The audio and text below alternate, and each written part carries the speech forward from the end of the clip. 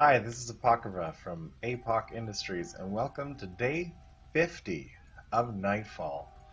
Thought this might be a good time to take a step back and uh, through the course of this day, we'll just go through and look at where we started, uh, where we're headed, and what our plans are over the kind of medium and long term. Got my water. We're doing lots of talking. So, yeah, let's take a look. Our spawn point, our initial spawn was right around here. These are our first patches of resources, which, now that I'm looking, a lot of them can probably be cleaned up. Um, we're going to be refactoring all of this stuff over the next little while, so I'm not too worried about how well or not well this is running. This is also our initial copper patch, which we didn't tap very much. The reason that these are all empty is because they were what was initially feeding our first line of smelters.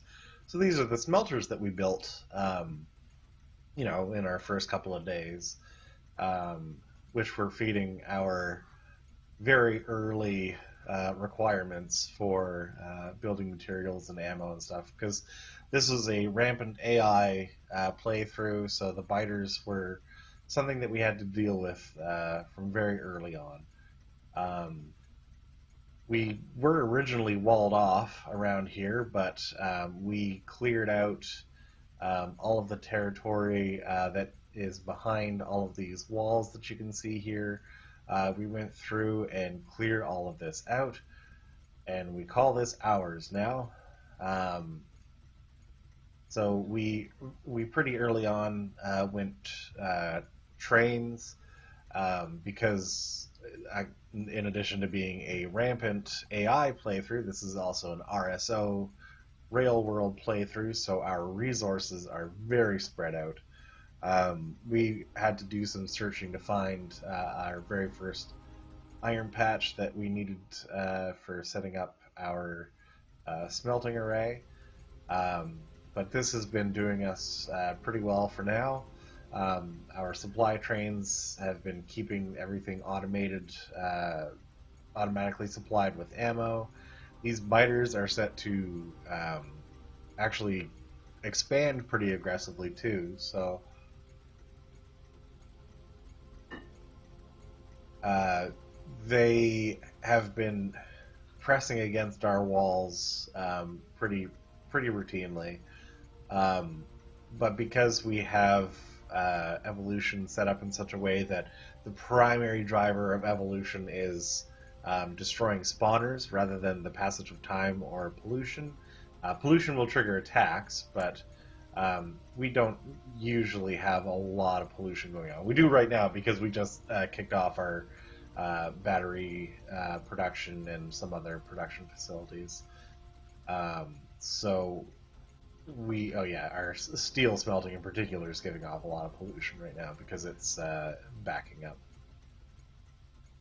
Um, but largely, we haven't had to worry too much lately about biter attacks because I try very hard to ease off on overloading resource usage, which has been really important because we have only had this one tiny little oil patch, which I think started at maybe like 1,000% combined yield and is now down to 600 and something.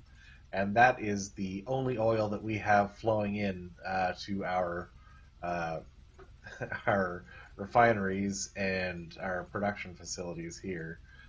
Um, so before we had oil cracking, we had solid fuel set up. Basically, we have things set up so that our oil should never be stopped. Um, hopefully anyway. Everything is stockpiled here right now, including solid fuel, which is great because we use solid fuel for all of our trains now. So some of the first outposts that we built were obviously this coal outpost over here. which still has tons of coal coming in. We have a pretty sign here, which we haven't been too diligent about updating in other places. This still uses our old original train blueprint where we were planning on supporting 2 4 trains as well. So basically, a locomotive in the front and a locomotive in the back, and then 4 wagons. But I made the decision after building that look, we're not going to reach that level of production on this scale of base yet. Not until we get out and find bigger patches of resources and more space to build bigger facilities.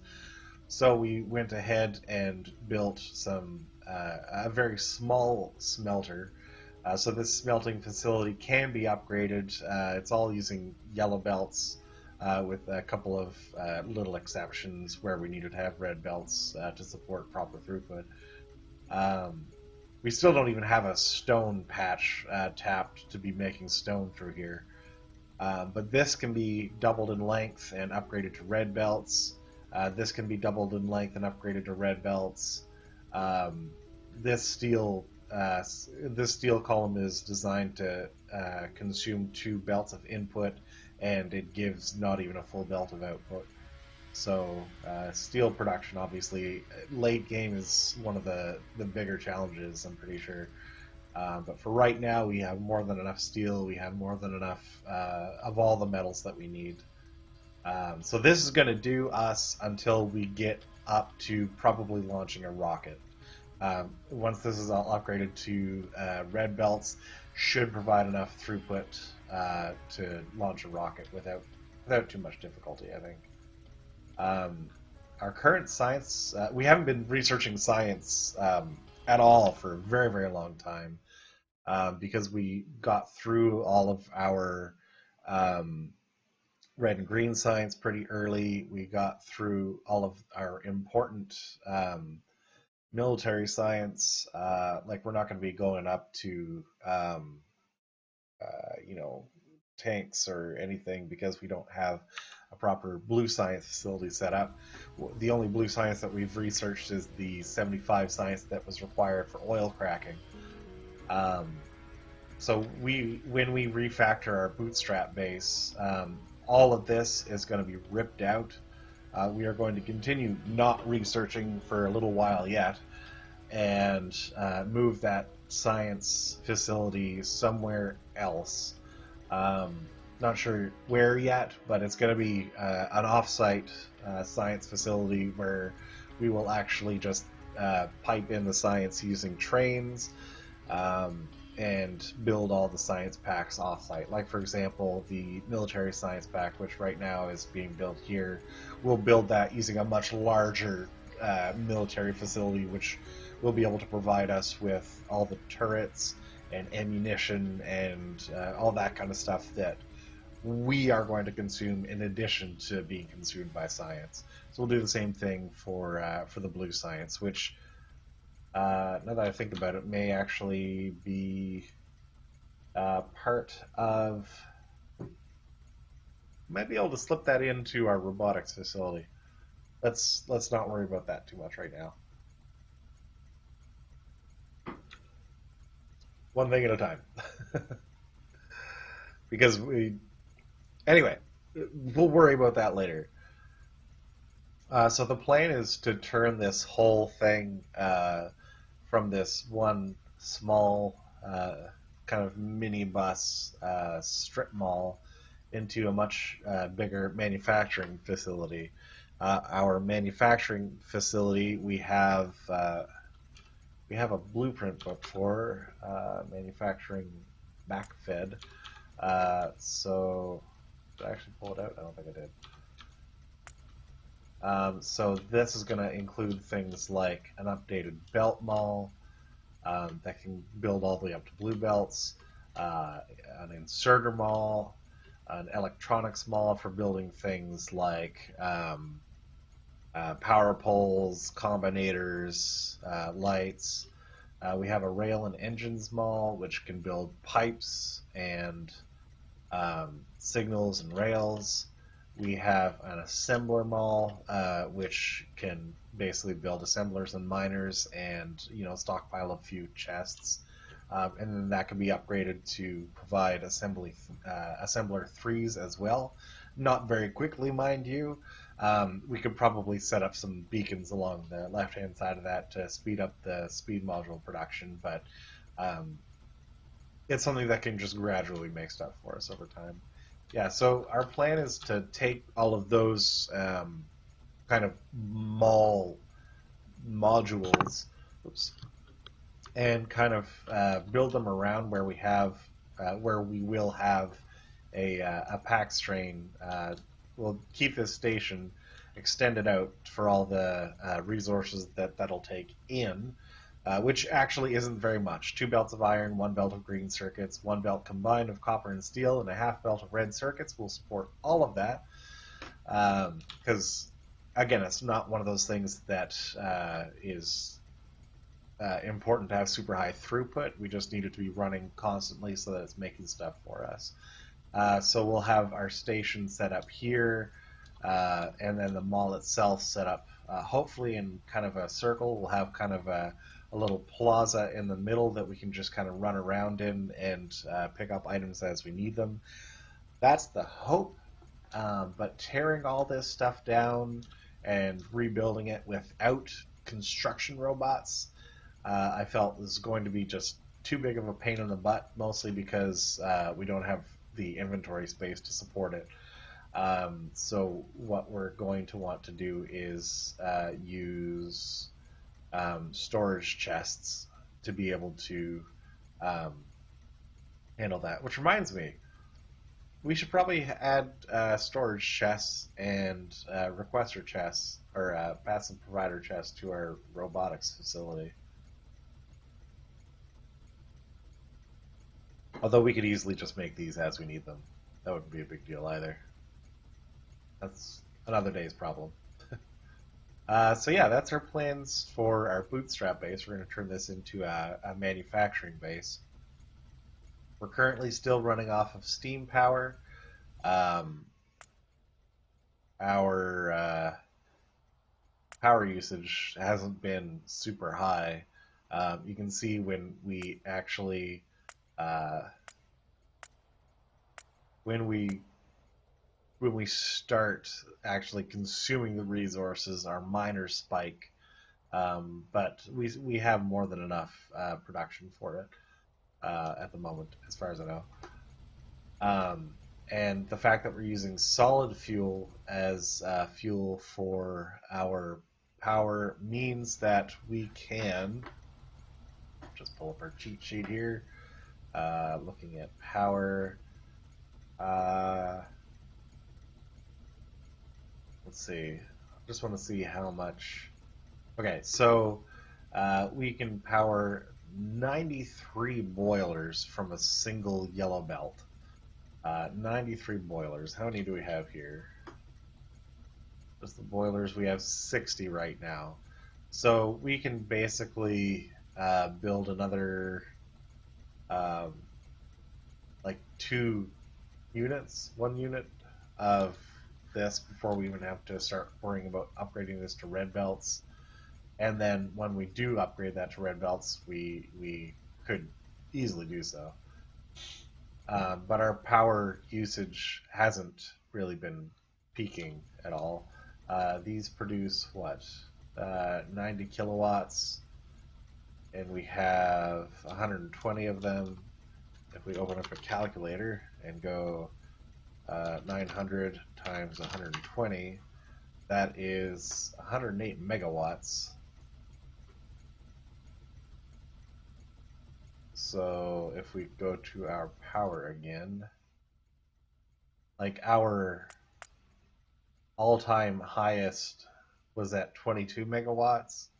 So like we have, I think, more than enough power, I think, pretty sure, to last us at least until launching a rocket, I'm hoping. We'll see how things go once we get roboports in place. But upgrading this to red belts is going to be annoying without actually having someplace building red belts. Anyway. Well, that's our power situation. We don't currently have plans to upgrade to nuclear anytime soon, um, nor do we really have plans to build a bunch of solar panels. I'm pretty happy just feeding these with solid fuel and letting that be how we provide power for the foreseeable future.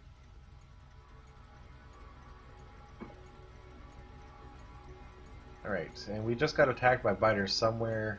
We have a couple of places where there are biters, kind of like almost in range of our turrets, but they're not touched by pollution, so they're just kind of sitting there.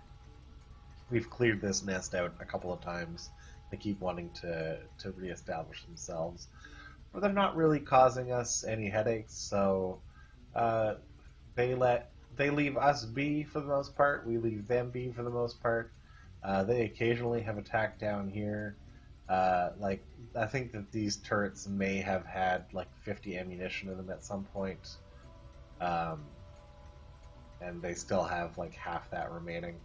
This is maybe the bigger concern because uh, the walls are not yet being repaired, but where we're building our construction for our robotics facility next, we're going to be able to cover this with roboport coverage and have robots go out and repair what needs to be repaired. So um, this is going to be even more hands off because as it is right now, I occasionally come through and repair any walls that have been breached using my nanobots. Uh, as I guess that's kind of a segue into future plans, but let's cover the manufacturing stuff that we have. So we looked at our refinery, which has as outputs petroleum gas and lubricant. Um, our sulfur is being produced off-site in a sulfur facility. We have uh, sulfur being served here if anybody ever wants it. That would be for explosives for artillery, probably, and then a small sulfuric acid supply that we would use for our batteries and for mining uranium, which we're not doing anywhere yet. We have a plastic facility here, which used up a whole lot of petroleum, but is now currently stockpiled. And that pretty much is only feeding our red circuits right now for plastic, and um, everything is all stockpiled in stasis right now for the most part, I think, with the exception of our steel smelter, but it's getting there. That'll change when we build our robotics facility, but for now, this is what we're looking at. So yeah, we have red circuits served up in wagon sizes of 200. We have green circuits served up in wagon sizes of 800. We're really limiting the throughput of things that consume a lot of resources so that we don't accidentally um, strain ourselves and break our base. We just set up this battery facility, which is producing, 200 in a wagon worth of batteries, which is pretty much only going to be supplying our robotics facility, which we haven't built yet. But we have all the inputs set up. We just need to slap some trains on here and get those inputs rolling. We also broke our radar coverage here, which we're going to fix. So yeah, longer term, once we get our robotics set up, once we get our manufacturing facility set up, we are going to go out and do some more exploring. Sorry, we're not going to do some more exploring. We're going to set up a science facility so that we can properly research blue science because we need to get things going like our insert capacity bonus, our mining productivity, um, military 3 so that we can get into tanks because tanks are what we want to be for what we want to use for um, exploring, really. That's what we really want to be using. Um, we also could potentially start looking at actually putting some actual modules in our modular armor. Probably exoskeletons more than anything. But they take processing units, which we're not making yet, so I don't know. What I really like to get to is logistics system, but um, we're not making a high tech science or production science anywhere yet. I don't even think we can make that stuff yet. What do we even need for that? That takes production science. Can we make production science now? No.